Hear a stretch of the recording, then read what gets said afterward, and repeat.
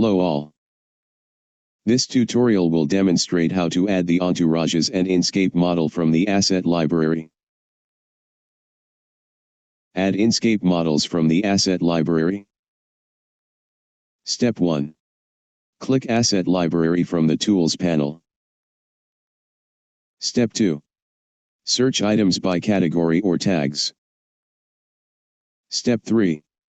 Open a floor plan that you want to add the selected Enscape model to the Revit model. Step 4.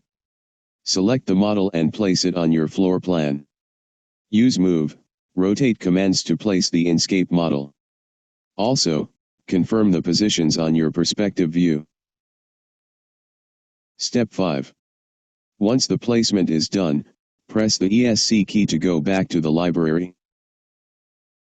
Tip: while you add the Enscape model, it is recommended to stop the real-time rendering.